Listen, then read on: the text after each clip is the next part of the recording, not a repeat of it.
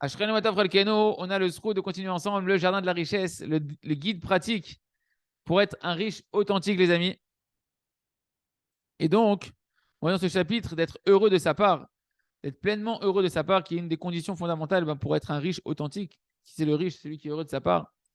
Et on a vu hier qu'il faut savoir attendre la délivrance d'Akadosh Baruch Hu.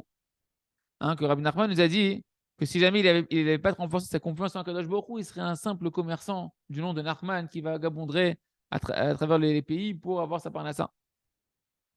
Et c'est également marqué dans Sirot Haran là-bas que ce sujet-là, d'avoir confiance en Hachem, mais de savoir être patient, que la délivrance d'Hachem va venir au bon moment, sans précipiter les choses, il faut bien le digérer et l'intérioriser, et en avoir conscience. Et on doit s'habituer nous-mêmes à cela énormément, parce qu'en réalité, l'homme, il a toujours des manques, il a toujours plein de manques. Même des gens qui sont riches, des gens qui sont très très riches, ils doivent eux aussi s'habituer à se contenter de ce qu'ils ont et de pouvoir diriger leur maison avec ce qu'ils ont en ce moment. Sinon, l'homme, il n'a pas de faim à sa faim. Il a toujours faim, il en veut toujours plus, et encore plus, et encore plus. Il y aura toujours des manques que le Sahara va lui proposer, des manques dans sa tête. Et si tu dis, oui, maintenant, là, il me faut un vêtement pour moi, ou un vêtement pour ma femme, un vêtement pour mes enfants, bien que c'est nécessaire, tu ne dois pas précipiter les choses. Et de tout de suite aller commencer à emprunter, etc. Et de te devenir un endetté parce que tu dis, il y a besoin, il y a besoin, il y a besoin. Il faut que je trouve des moyens tout de suite, immédiatement. Il faut savoir attendre jusqu'à ce que vienne le moment opportun et être capable de pouvoir supporter des fois un petit peu une situation oppressante, même si c'est au niveau de l'argent, de la nourriture, on est un peu limité certaines fois. Et à plus forte raison, si c'est pas pour de la nourriture, si c'est pour avoir une nouvelle maison, avoir des nouveaux vêtements, etc. Et ne pas s'endetter, nous dit Rabbi Nachman. Ne pas s'endetter, être patient, espérer en Hachem, prier en Hachem. Il nous dit Rabbeinu Akadosh, il vaut mieux, tu sais, c'est un sirot Haran, hein, il vaut mieux être endetté envers soi-même ou envers les gens de sa maison par rapport à des vêtements que l'on se doit à nous ou à notre famille, que d'être endetté à une autre personne qui nous a prêté de l'argent et qu'on est dans l'oppression de devoir lui rendre. Dire à Benoît Kadosh que dans tous les sujets de la parnassa, tout ce qui va considérer les moyens de subsistance d'une personne, il faut être patient. Être patient. On est là tous dans cette société. Consommer, consommer le plus vite, encore plus. Et pourquoi j'ai pas assez? Pourquoi l'autre gagne plus que moi? Et pourquoi l'autre peut s'acheter une maison et deux maisons? Il y a une ashgacha, chacun sa mission, chacun sa vie. Tu dois attendre le moment opportun où Kadosh Baruch Hu va t'envoyer des choses. Comme c'est marqué, on dit dans tous les jours dans la Shri Jovetecha, les yeux de tout être humain se tournent vers toi en espérant vers toi, et toi, tu leur donnes leur pain en leur temps. En leur temps. Chacun, il a son moment où c'est bénéfique pour lui, où Akadosh Baruch Hu veut lui envoyer à ce moment-là cette chose qu'il a besoin. Et ce que Rabbeinu, il a écrit dans ce Sirot Haran, qu'un homme, il vaut mieux qu'il soit endetté envers lui-même ou envers les gens de sa maison pour les habits, etc., plutôt que d'être endetté envers d'autres personnes. Ça ne veut pas dire qu'un homme, il doit faire la politique de l'autruche avec sa femme ou envers les gens de sa maison. J'ai pas, il n'y a pas sur le compte, on ne peut rien faire, fais avec.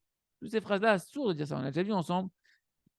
Le sérel de la Emouna, l'intellect de la Emouna, c'est la chose la plus profonde. Donc, des fois, ça paraît contradictoire, mais il faut comprendre en réalité chaque conseil, comment le vivre de la bonne manière. Ok, d'un côté, je ne dois pas m'endetter, mais envers ma femme et mes enfants, je ne peux pas leur dire, il n'y a pas, on fait comme ça. Au contraire, tu dois, toi, prendre conscience que tu es endetté envers ta femme, endetté envers tes enfants, et que c'est la première dette que tu dois prendre avec sérieux de devoir rembourser. Que ta femme a besoin de vêtements, qu'ils ont besoin de nourriture, qu'ils ont besoin, etc., etc. Et tu dois te dire véritablement que c'est une dette envers ta femme et tes enfants. Tu ne peux pas dire c'est bon, il n'y a pas, bon, on fait comme ça. Non. Un homme, il doit se tenir un match avec la responsabilité de faire tout pour nourrir sa femme et ses enfants. Il y a plus forte raison si c'est pour ses besoins personnels que ce n'est même pas pour sa femme et ses enfants, où on a vu ensemble que ça passe derrière la femme et les enfants. Donc un homme, s'il veut maintenant se tenir dans ses engagements envers sa femme, eh ben, qu'est-ce qu'il va faire? Prends un petit agenda, ton Google Agenda, ou bien encore mieux, un agenda papier, et tu vas écrire là-bas un truc qui va être que personnel, que pour toi, que personne ne sait que tu as cet agenda-là. Même ta femme, elle ne doit pas savoir. Et là-bas, tu marques, voilà, ici, je vais marquer toutes les dettes que j'ai envers ma maison, envers ma famille. Et dès que tu vois qu'il y a un besoin, que c'est au-delà de tes capacités financières actuelles, ta femme te demande un faux plafond. Enfin, faux plafond, je me suis renseigné, 40 000 shekels, 60 000 shekels. Ok, c'est bien, mais je ne sais pas. Ok, ta femme te demande, on va faire sur la terrasse, je veux une pergola en aluminium, dernier cri avec les toits ouvrants, machin. Ok, je veux bien, mais là, il n'y a pas. Comment tu fais? Eh bien, tu marques là-bas. Que je dois à ma femme une nouvelle armoire, une nouvelle voiture, une nouvelle robe, un nouveau bijou. Et là, quand tu le marques là-bas, c'est pas pour dire c'est bon, je l'ai marqué, je suis tranquille. Ouais, j'ai marqué. Non, tu vas prier là-dessus. Tu vas supplier à Kadosh Baruch Hu de te donner l'effort de faire ce qu'il t'a demandé, Hachem, d'honorer ta femme au-delà de tes moyens. Et tu vas faire tous les efforts possibles pour y arriver. Et tu ne vas pas te relâcher jusqu'à ce que Hachem va te donner de quoi pouvoir, au moment opportun, eh ben, subvenir aux besoins de ta femme. Et là, tu es un homme responsable qui vit dans la Emouna. Et bien que d'un côté, on a dit clairement qu'un homme, il doit être patient et qu'il ne doit pas précipiter les choses et qu'il doit se comporter sans rentrer dans des dettes sous aucune manière, ça, c'est envers toi-même, mon ami. Ça, c'est pour toi. Toi, tes besoins personnels, égoïstes, tout ça, là. Habitue-toi à vivre avec toi-même avec une sechel ayachar, avec une droiture d'esprit. Mais tu as interdiction totale de parler comme ça à ta femme et à tes enfants.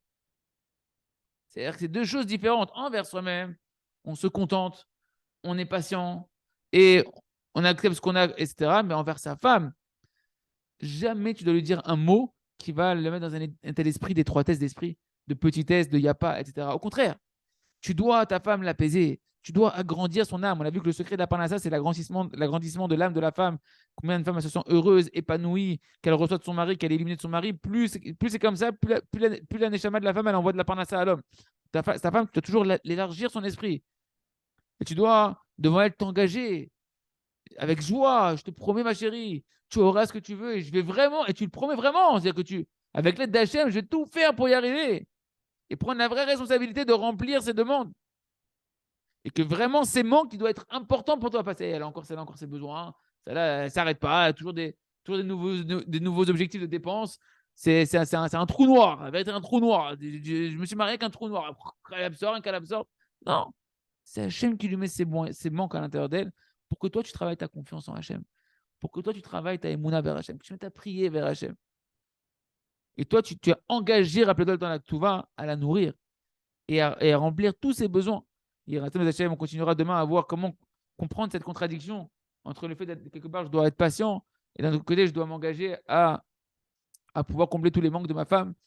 C'est un match des secrets extraordinaires d'apprendre à gérer les complexités de la parnassa dans la Emouna, que chacun soit heureux de sa part, que chacun vive Bessimcha avec ce qu'il a, et qu'il sache attendre, et pour sa femme, prier pour pouvoir lui amener tout ce qu'elle a besoin avec le sourire et la confiance en Hachem. Chazak, Benit Razek.